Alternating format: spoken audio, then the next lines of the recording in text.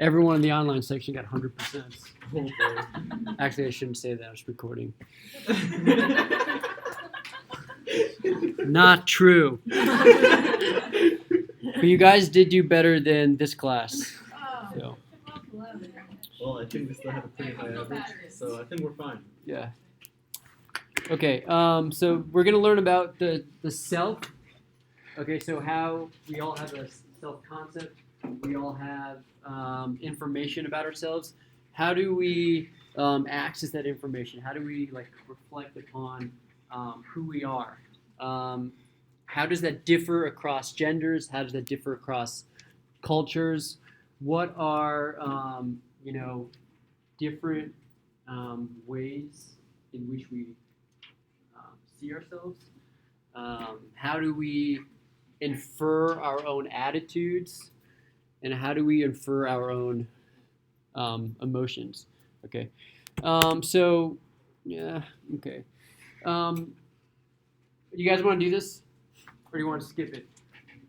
What's the purpose? Do it. I want you to write down as many I am statements that describe yourselves, okay? But only, sorry? And you have an hour to do it. Just kidding. A minute and a half. Okay. Okay? That's But I really want you to hard. come up with at least 7.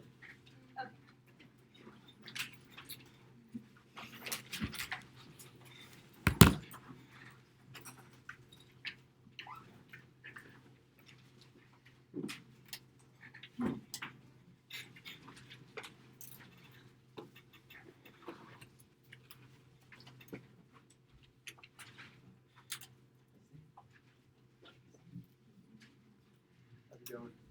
Going well? Yeah. Thanks for sending this stuff there. I got it, yeah.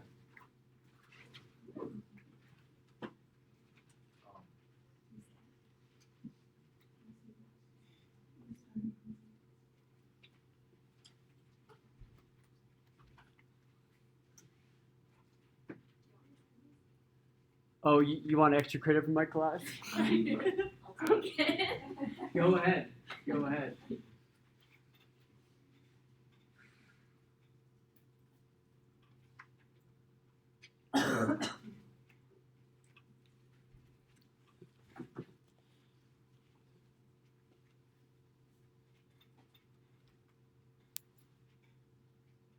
And, write ones that you might be comfortable sharing, Not like, I am a psychopath. What if I am okay with saying that? Then that's cool. That's cool. Okay. All right. It's been some time. Okay.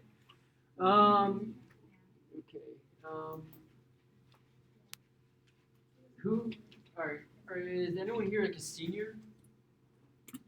Senior? Okay, we got some seniors. Okay. Anyone here? You have any freshmen? Okay, we have some freshmen. Okay. Can the freshmen keep their hands up? Does any of you want to read off some of yours? Brina, you want to go? I am multilingual. Multilingual. I am sarcastic. Okay. I am kind. I am helpful. Okay. I'm kind and helpful, multilingual, sarcastic. Okay. How about some seniors? Some seniors want to read some off. Some of theirs. Carol? No. I am an introvert. Okay. I am a sister. Sister. I am a college student. College student. Okay. Oz, do you want to read some of yours? Just because we get a male. Yeah, sure. I'm too honest. Too honest. Okay. I'm tattooed. Mm-hmm.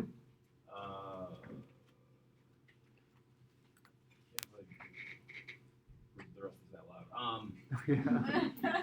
That's fine. You don't have to. Thanks. Okay. So this didn't work out the way I wanted to, but it never does. And so these are like some of the general categories that people fall in. or not sorry, not categories people fall in, but the types of self descriptions people make. So we have physical self descriptions, which none of you had, which is kind of good because this is usually younger people have more physical self descriptions. Okay, they tend to describe themselves in terms of. Some of us may have. You had a limited subset of people. No, yeah, that's fine. Yeah. Okay. Like when you were, 2 or 3 years old, yeah, if someone asked you like to come up with some self descriptions, you might be more likely to be like, I am too, I have brown hair. I am a human. I am a human. Yeah. And we have social self descriptions. Okay. So how you relate as part of a bigger group. Like I'm a Cowboys fan. I'm a Redskins fan. I'm a soccer player. I'm an American. Then we have psychological self descriptions. Okay. This is as we get older, we tend to identify more with these psychological descriptions than we would like a physical description. So I am moody, I am anxious, I'm depressed, I'm happy, I'm ambitious. And then we have relational types of interdependence self-description. So in these, we're focusing more on our close relationships. Okay, like I'm a sister, I'm a mother, I'm a brother, and Anton. I was just asking because under social self-description, there's also I am a son. So Mm. would that one fit under both? Yeah, there's definitely some overlap Okay. between the social self descriptions and relational interdependence. Relational are more like intensely close relationships. I guess I am a son, actually should fall into relational interdependence. When we're talking about social self descriptions, we're talking about bigger groups, like sports teams, fan clubs, and depending on the self descriptions you make, or the self descriptions you make depends on various things, such as how old you are, whether or not you are from the West, from Western culture, or Eastern culture. People from Western cultures have self descriptions that are more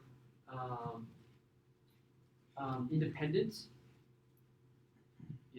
Like I am smart. I am funny. People who are from Eastern cultures have self descriptions that are more relational or social.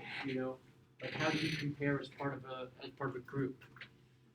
Men and women also differ. Men tend to have more social self descriptions. Women tend to have more relational interdependence descriptions. That's kind of why I was asking people who are freshmen versus people who are senior, people who are like men, women, and it never works out because generally we have more in common than we are right than we are uncommon.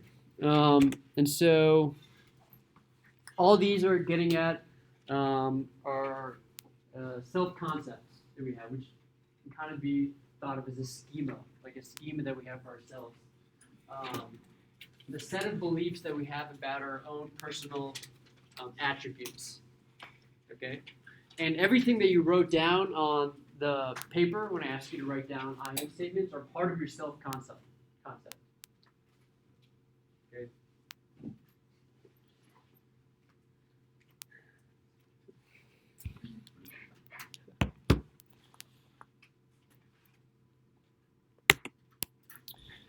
So there's a pretty nifty self-awareness test in which, so not every animal or every human at a certain age is actually self-aware. And a way of testing this is with this red dot test. Okay, so you take an animal or a young child and you put a mirror in front of them, and then you anesthetize them. So you guys know what that means? Anesthetize? Yeah, put them to sleep. but so they wake up again. Okay. And then while they're asleep, you put a red dot Well, yeah, it's not on their used. forehead, you know, and then when they wake up, they're staring at the mirror, and if they are self-aware, then they'll try and touch the red dot, you know, and most animals fail this test. Great apes are the only animals that regularly pass this test. Okay, humans. Actually, I think I'll get to it. All humans at around the age of 2 pass this test also. Okay, but our self-recognition is very, like I talked about, very concrete and observable at first. So in the beginning, when kids around this age write down self-descriptions, they're writing things like I have brown hair, brown eyes. Whitney? So does that have implications for like why a lot of animals who live in groups, like sort of like say like a school of fish, like they can seem to work as one, Mhm. or like a what do you call that? The school of The fish. migration of birds in the sky. Mhm. It's not the name for that thing, but when the birds are like moving like that Uh-huh. in the sky, because there's like a Well, no, there's there's more. Okay. there's a name for it. Anyways, so like the lack of self-awareness and they're sort of like moving as Oh, I see what you're saying. Because they don't Sort have of- self-awareness, yeah. they Not that they're not I don't know. aware of like the others, but it's sort of like more common. Gotcha. I don't know if those two things are related. That is interesting. My initial thought is that having more self-awareness would perhaps help you work as a team. You know, Well, you would think that, but then you look at humans and how divided we are among the globe. Right. but that's less true for different cultures. Right. You know. I just Short answer. like I don't know. wolves and schools of fish and Yeah. schools of birds. But apes work together, don't they? They work together, but they also, can their probability of like survival on their own Is less. not as decreased as like say the probability of survival for a bird who would live on its own. Okay. So, Kind of. I just don't know this. If yeah. Like they're more what dependent you're saying on is the true group, though. Yeah. It could be true. I just don't would know. have to do with like self-awareness. It just made me think about it. Anton? So then, just kind of going off of that, would it be kind of like self-awareness harbors violence against other of the same species? How so? How Well, how did you like- come across that line of reasoning? Huh? How did you come to that line of reasoning? Well, it was more of like from what we are seeing, people who or apes and humans who have a lot of these self-aware Mhm. type mentalities versus the birds who Mhm. require each other and are Right. dependent. We seem to become more independent, even though we're still supposed to live off of it as a community. And you're saying that independence might be the reason for more violence. Or more violence, or more like Yeah. Could lead to Maybe. disagreement within the group. But I don't even know if that premise is true. You know, Yeah. I don't know if self-awareness makes us work better in small groups, but Okay. that's interesting. So our self-recognition becomes more complex as we age. More emphasis on how other people see us, and in turn, our self-descriptions, we start incorporating more psychological self-descriptions. Okay, and how people see us. So, I'm a smart person instead of I have brown hair. I'm an awesome person. Right?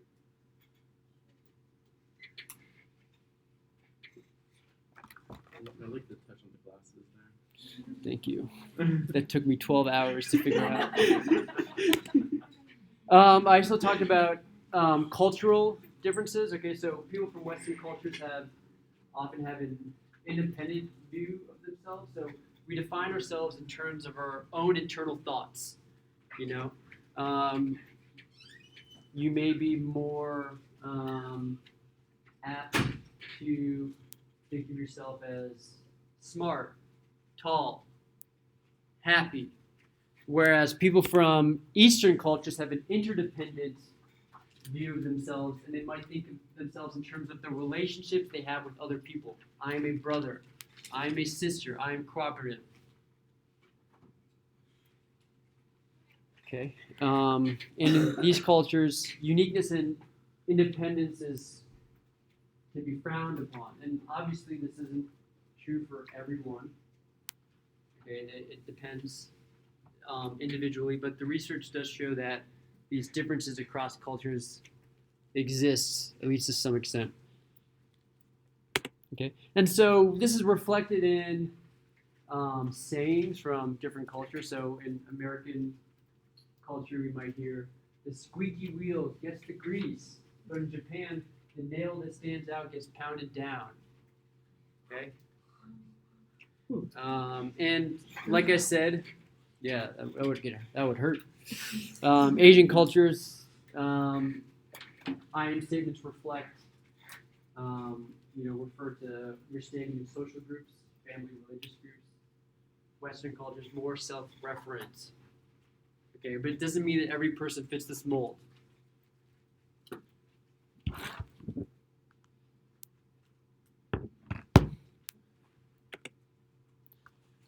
There are also gender differences in defining the self. Okay, women focus more on close relationships. Men focus on their membership in larger groups.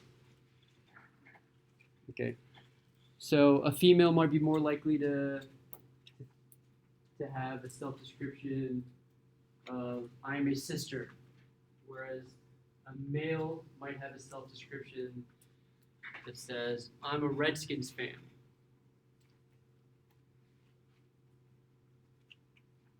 But again, doesn't mean that everyone fits this mold.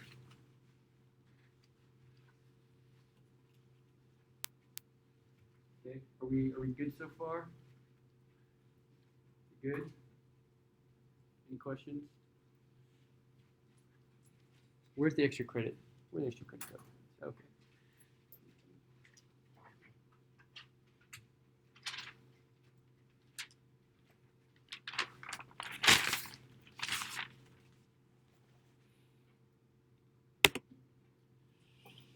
Okay, and so you can think of your definition of the self as a self-schema. Okay, so all the information that we have about ourselves contained in a schema. Okay, and this in turn helps us organize incoming information and kind of give context to information because we can relate it to ourselves. Okay,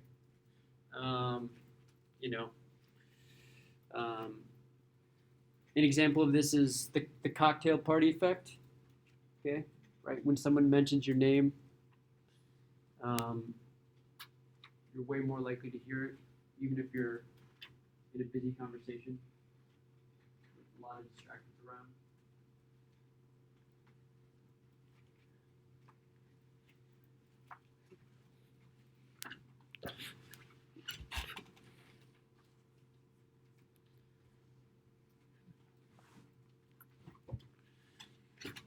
Okay.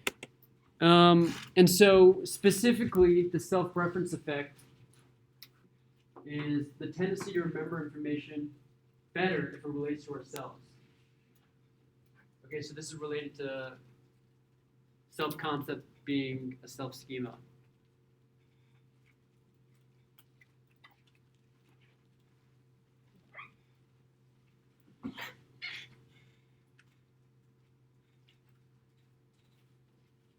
Makes sense? Everyone understand what the self-reference effect is? Whitney, you want to tell us what the self-reference effect is? That if there's information incoming to you, you're more likely to remember it if it has something to do with you. Yeah, exactly. And thanks for not looking at the screen when you're saying that.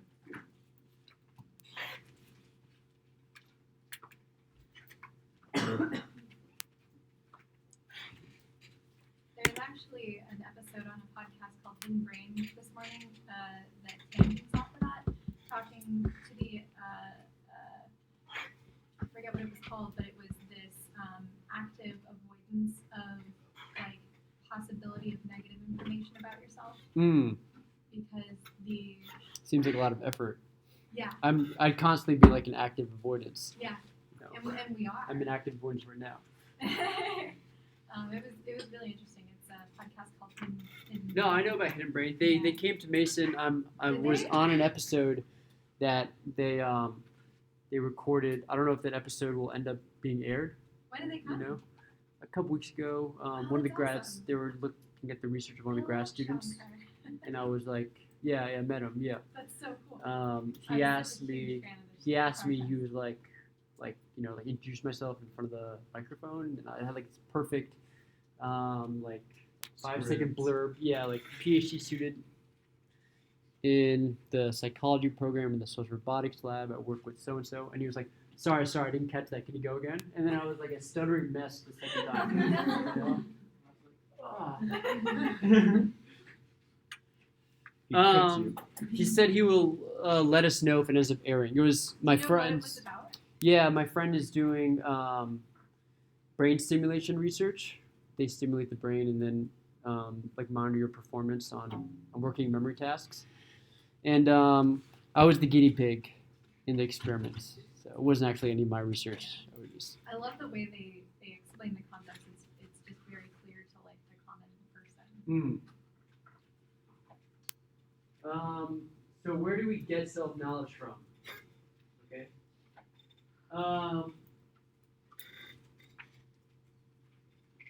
Two ways I'm going to talk about right now. The first is through introspection. Okay, you all know what introspection is, or you just have like a rough idea. Okay. The other is by observing our own behavior. What's the difference? Introspection is retroactive. Introspection, we're going to get into it, but introspection is more like things that are not observable on the outside, like observing my thought processes and my attitudes. Or behavior is like what am I doing, you know? And so in introspection, we're looking inwards and examining our thoughts, feelings, and motives. Sometimes we spend hours doing this. We don't spend as much time on this as we actually assume.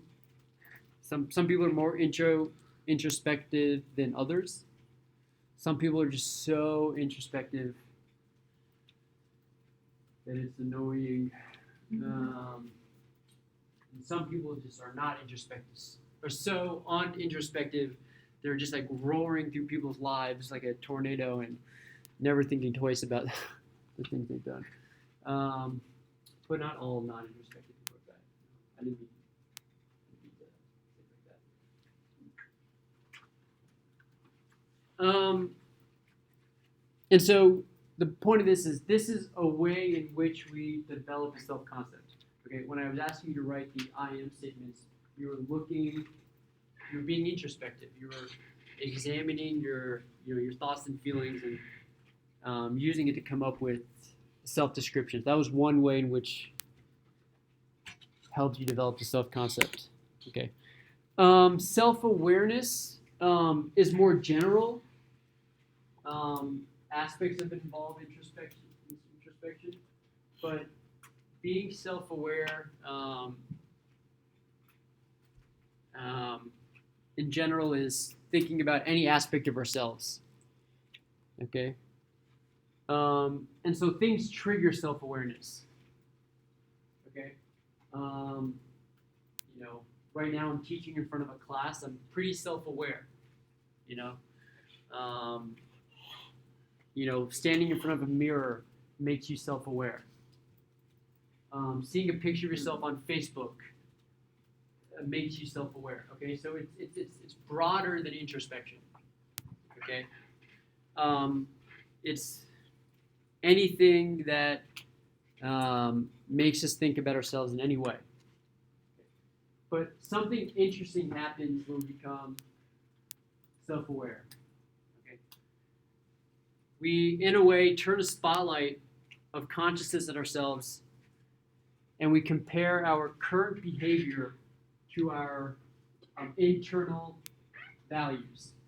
Okay, when we become self-aware, we compare our current behavior to our internal values. Okay, current behavior to internal values. So what do you think usually happens when we become self-aware? Or something that happens a lot? We can be happy or sad. More cautious.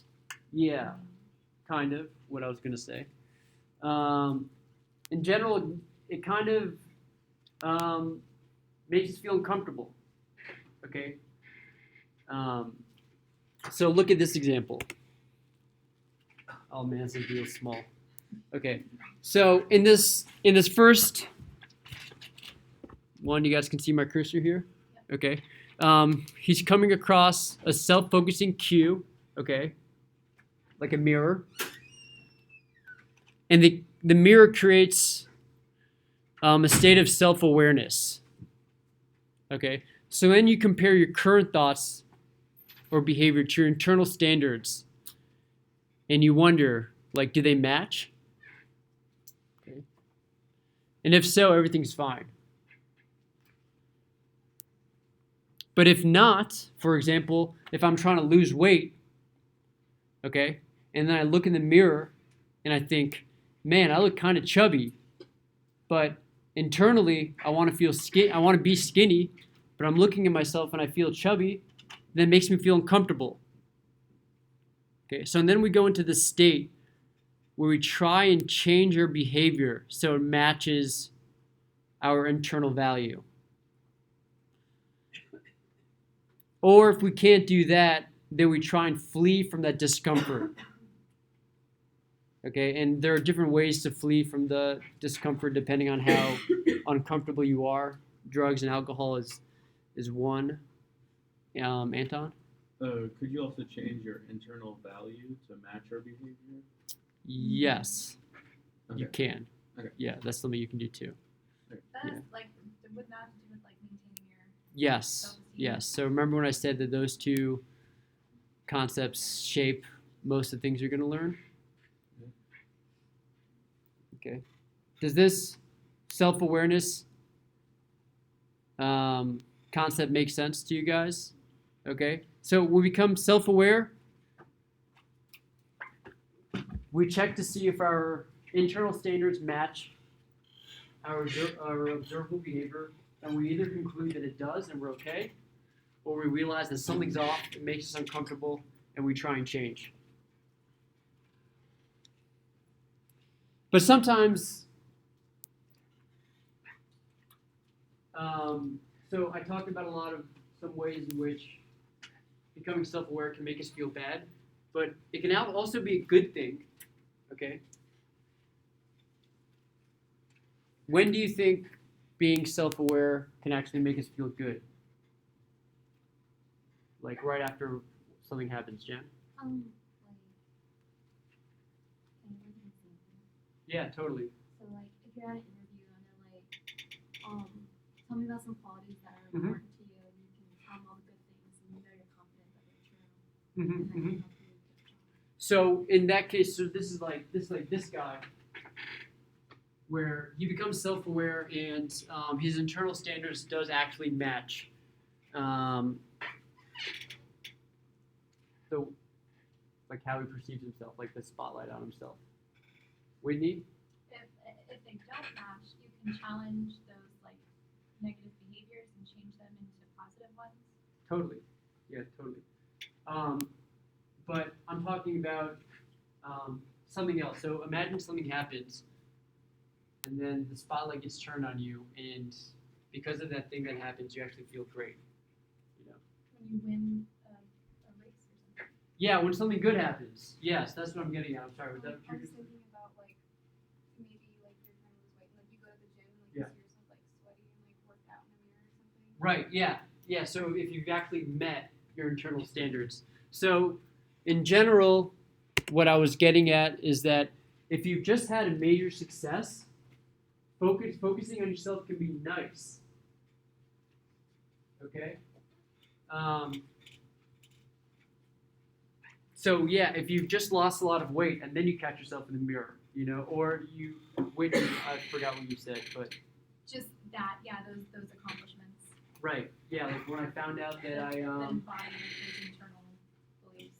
when I defended my master's thesis, my friend took a picture of me with my advisor. I was like holding the master's thesis, and he like put it on Facebook, and like tagged me, and like I saw that picture like immediately, and I was like, hell yeah, that guy's cool. Like it was such an awesome spotlight. Okay. So the thing about being self-aware is that we are pretty good at knowing what we feel, but we're not good at knowing why we feel that way. Okay? And so the best way to think about this is if you've ever made a pros and cons list. Okay? In the book, you use an example, this 30 Rock example. So you make a pros and cons list. You're choosing. Should I stay with my girlfriend, or should I leave my girlfriend? Okay. So I write a bunch of pros. I can think of like, I don't know, 4 or 5 pros. But then I come up with like 20 cons. And I'm like, well, I got 20 cons. Then I should break up with her. And so I break up with her. And then I forget about the pros and cons list.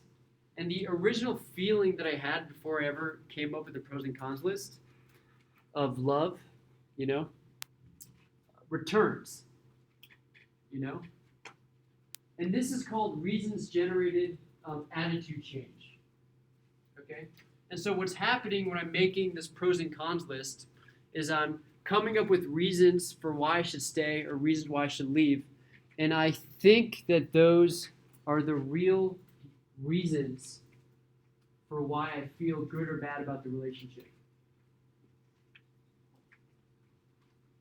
But those reasons, A, don't really reflect how I feel, and B, talk myself into thinking that this is how I actually feel. Okay. That might have been convoluted.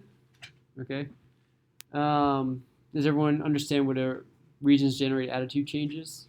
Do you have another example? Yeah, sure. Can you just give another example? Yeah, totally. So let me think. If you asked me to, trying to think of something.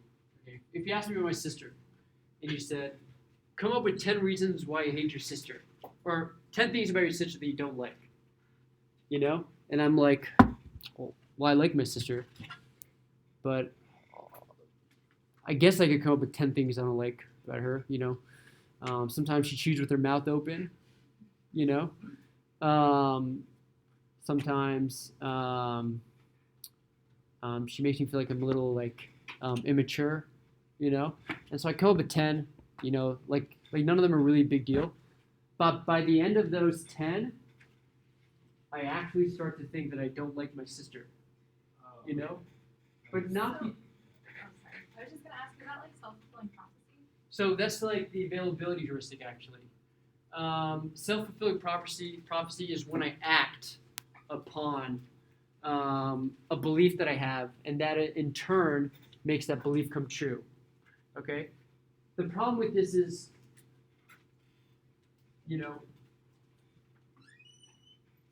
the attitude that was generated as a result of me coming up with those reasons will fade. And in a day or so, I'll remember that I actually don't hate anything about my sister. But like self-fulfilling prophecy is like a feedback loop. Self-fulfilling prophecy would be like if my sister called me later that day and I was just a jerk to her. Yeah. And then she was like, why is this guy being such a jerk? Yeah. And there was a jerk back to me. Yeah. And I was like, she is a jerk. Yeah. Yeah. Sarah? Is this similar to the fact that like if you hear something so many times you start to believe it? Not necessarily, because these are self-generated attitude. These are like things I'm writing down. Okay. And so I guess the point of this is, we don't know why we feel the way we feel. Okay, and when we try and put it into words, we convince ourselves that what we wrote down is why we felt the way we do. Okay? So is this trying to say like that across the board, like in all of psychology, we can't really tell you why you feel the way that you feel? I mean, that's a really strong statement. Because I Not- was thinking like I could with the like behavior observance, Mhm. I can say like, oh, you know, this situation happened at this point in time. I felt this way. Mhm. Analyze the situation, my behavior. Yeah. And then I could go, well, here's what was going on for me. That's why I felt that way. So, in general, I want you to know that, yes, we're not very good at knowing why we feel the way we feel. And that we infer things based on how we act that don't actually reflect why we feel. And so I want to give one more example about this reasons generate attitude change before I get to your question. Like trying to explain, you know, why I love someone, you know, like why I love, you know, like my girlfriend.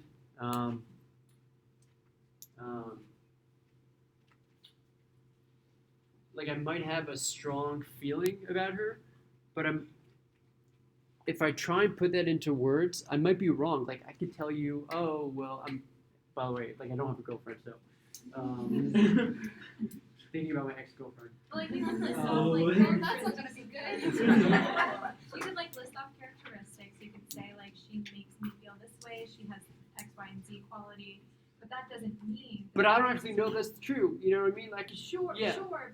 And also, would it apply to like that doesn't mean that just because those qualities are there in that person that you're gonna fall in love with another person that has those same qualities. So Right, exactly. the Yeah. feeling isn't just elicited from those qualities. Yeah, like have you seen 500 Days of Summer? You know, where he's like, oh, like I love the mole on her knee, like I love, you know, like the sound she makes, you know. And then at the end of the movie, he's like, I hate the mole on her knee, you know. I hate the sound she makes, you know. So we don't actually know why we feel the way we feel. I could tell you, well, I love my girlfriend because she, you know, she worked with kids who had autism, you know. I loved her because she was very passionate and ambitious, you know. But there are tons of people who work with autism and who are passionate and ambitious who I don't love, you know. And so if I try and come up with reasons that may actually convince you that those are the reasons why you feel a certain way. But why then would that not be the case? So why couldn't you the say problem that, is Like in time. when I Is it because they're like time subjective? Like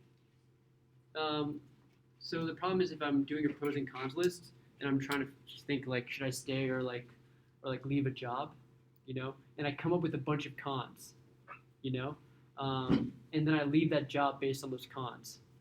But then I just like after a couple weeks I forget about that whole pros and cons list and I'm like, but I really like that job, you know. But all those cons I came up with in that pros or cons list, like so could convinced you me then to say change that my in attitude. the moment of quitting and how confident you were in those reasons that in that moment is why you felt the way that you felt, and that your feelings just changed. But I think people more regret the decisions they make when they put it on paper, and then like act on those, you know. But either way, do you guys know what self-perception theory is? Anyone? One of my favorite theories. Okay. So this is related to self-concept because this helps us figure out if we like or dislike something. Okay. What this theory says is that if our attitudes are strong about something, we already know how we feel about it. Okay. So someone asked me if I love running. I can tell you, yes, I do it. I run all the time. No brainer. Okay? Have strong feelings on running, and I run frequently. That's easy. However, if our attitudes or feelings are uncertain, then we use behaviors to infer how we feel about something. Anton? Would that be kind of cognitive dissonance then? It might be related. Okay. We'll get to that. Okay.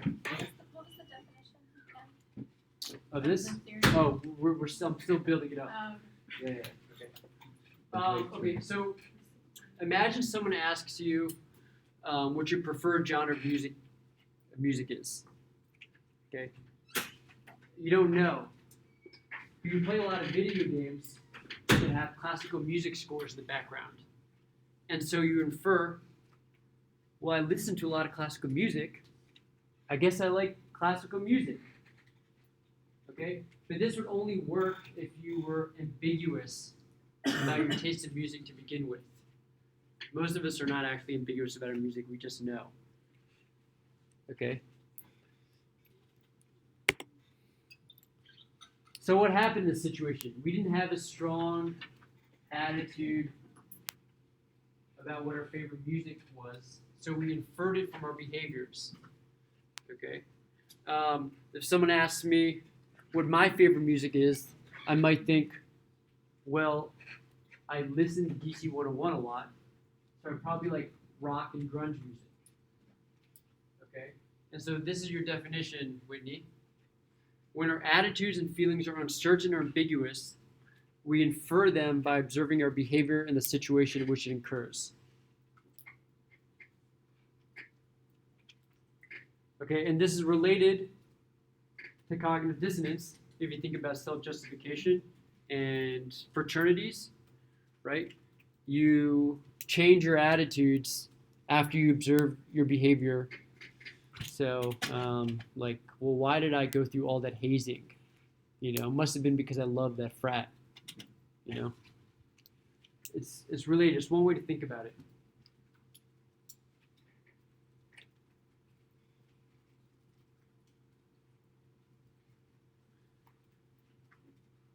And we could also do this unconsciously. Okay, so like one of like a famous study is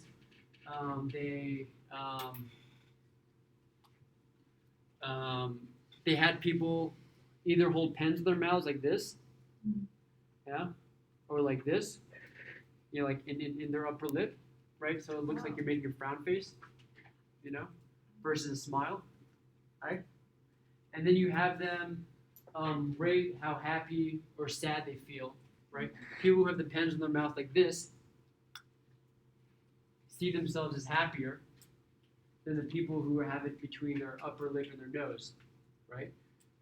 Because we're unconsciously observing our behavior. You know, oh, well, I'm smiling, so I must be happier. Whitney? Is that sort of similar to when, like, they say, like, if you fake a smile, it still, like, neurologically elicits, like, the same. Right, exactly. Like, Right. neurotransmitter? Yeah, if you want to feel better, smile. Okay, you'll trick your brain into thinking that you're actually happy. So it'll release those. Yeah. chemicals. You guys get what self-perception theory is? Anyone have any examples? Any of their own examples?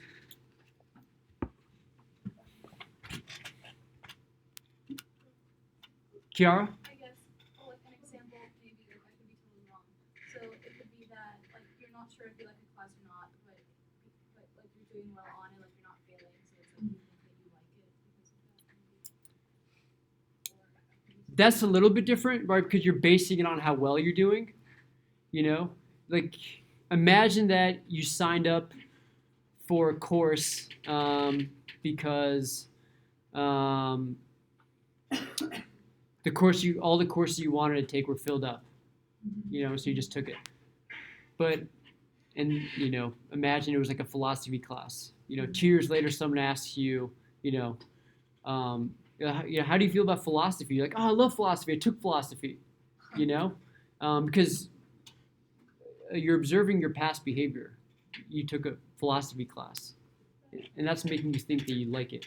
Wait, could it actually be like that you would hate philosophy because you were forced to take it because there were no other classes? So that comes into play. So if you can remember the reason why you took the class, then that can not hate it. Just know that you didn't take it because you liked it.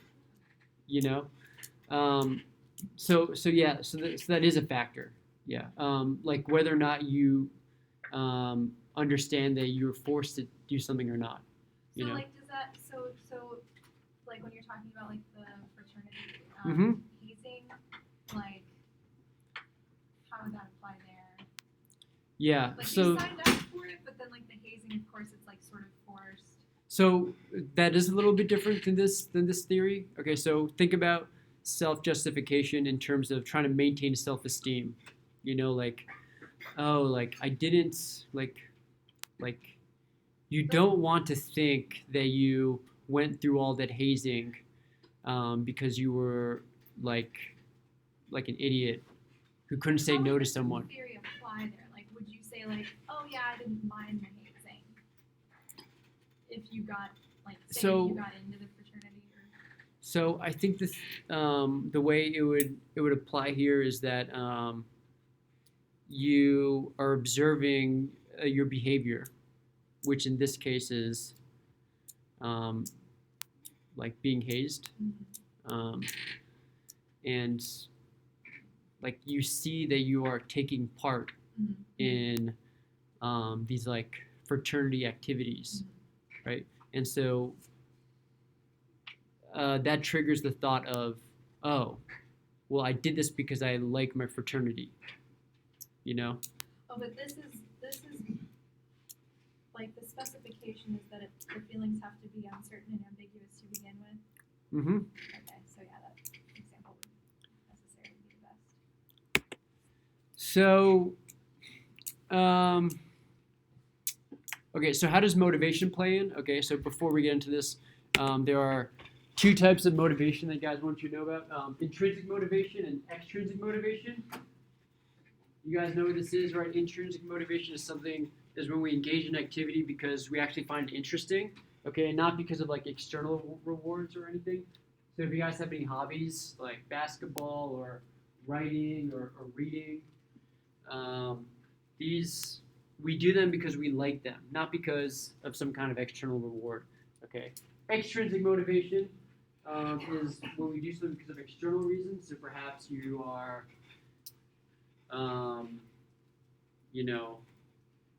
you want to do well in college because you want to make your parents happy or because you want to get a good job. Or, I don't know.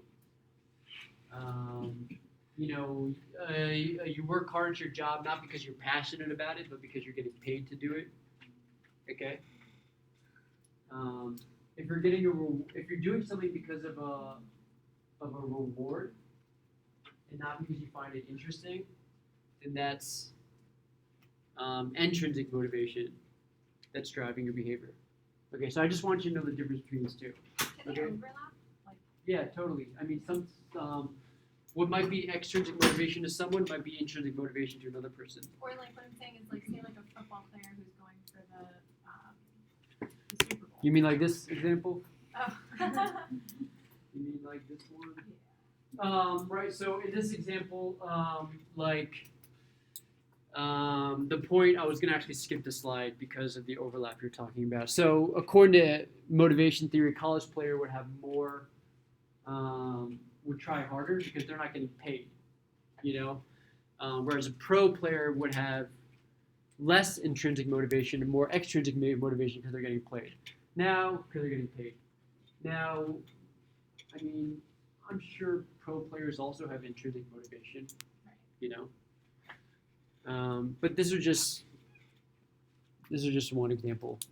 So intrinsic is more likely, extrinsic is less likely. Likely? No, we're talking about like where the whether or not there's like an external reason for doing something, The pro player is getting paid. You could say that's why he's playing football. The college player is not getting paid. He must be doing it because he finds it fun, you know. Do these have like an effect on effort, I guess was what I was asking. Oh, Because it says to try harder. right. Yes, that's what I mean. Yeah. Yeah. Intrinsic motivation. If you're intrinsically motivated, you're likely putting in more effort. Okay. But I want to talk about this in terms of the concepts we've been discussing.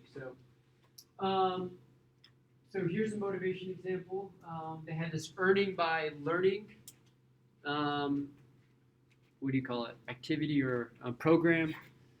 And so they offered kids $2 for every book they read, and they hoped that it would increase their frequency of learning. Okay.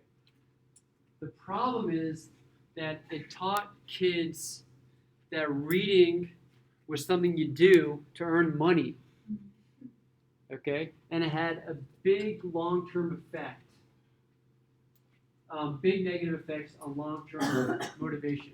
Okay, so when kids stopped getting paid to read, kids who were reading a lot to begin with stopped reading.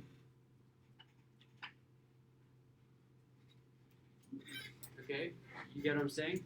Okay, so some kids were reading because they liked reading, and then they started getting paid to read, and they started reading more, and then they stopped getting paid, and then they stopped reading.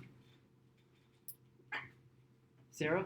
This is a stretch, but is this similar to Pavlov's dog? It's a stretch. That's all it's going. It's looking at it from a different angle. It's actually, I would say, it says something different than behaviorism. Because behaviorism, once you take the reward away, like the dog still salivates when you ring the bell, even though there's no food. But this, I'm saying, when you take away the reward, the kids stop reading, right? Because and the idea is that behaviorism ignored that humans had brains that could think, and social psychology doesn't. Okay, and so I want you to think about this in terms of self-perception theory. Okay. Does someone want to describe what's happening here in terms of self-perception theory? Okay, so we infer our attitudes based on observations of our own behavior. Okay, so take the kid who likes to read to begin with. Okay, then he starts getting paid to read. Okay, does anyone want to explain what happens now related to self-perception theory, Anton? He starts to associate his likeness for reading with the money that he is receiving Exactly. for every book, Exactly, right. So he observes his behavior. Okay, and then his schema starts to change for liking to read books, right. and so on. So he observes his behavior, which is, I like to read because I'm getting paid. You know? And his attitude about reading changes. Okay? I only read to get paid. Okay? And then the money goes away. And he thinks, well, if I'm not getting paid, then I'm not going to read. Okay? So let me go through that again. I know it's the last 5 minutes, so everyone's just like, you need to get out of here. So you're a kid who likes to read. Okay. You start getting paid to read. So the self-perception theory says that you will infer your attitude based on observing your behavior. So you're observing your behavior, and you observe that I am reading to get paid. Okay? And you start to think that I only read to get paid. And then the money goes away. So why read? So why read? Okay? Do you understand how self-perception theory is related to this motivation example? Okay, good. Okay. And so this is actually, there's a concept for a bias we have to do this. And it's called the overjustification effect. Okay? When we make attributions for a behavior, we underestimate intrinsic reasons and we overestimate extrinsic reasons. Okay? We are biased to think that we are engaged in an activity because of external rewards and not because we actually like to do it. Can you think of an example of this? Has anyone ever, thanked you for doing something nice for them? And you're like, I only did it because it was easy, and not take too much credit for it. Mhm. Anton?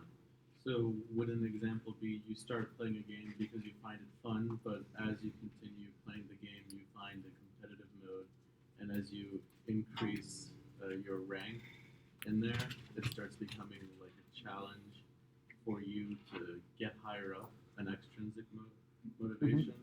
So that would be more like this example, Yeah. And so what overjustification is saying that we deny that we ever had an intrinsic reason to begin with, Okay. And so we're biased to think that we do things because of intrinsic reasons. I'm sorry, extrinsic reasons. Okay. Okay. What's another example of the overjustification? Have you ever thought that you were doing a job only because you were getting paid to do it? When in reality maybe you actually enjoy the job or Like school. Would be kind or like impossible. exactly, yeah. Like when people ask me why I'm in school, I'm always like, well, I want to get a good job when I graduate. But if I were to ever actually think about it, I do enjoy school. Yeah. And so I fall prey to that bias. Yeah. You guys want to watch a 10-minute video? I'm kidding. Get out of here. You guys are done.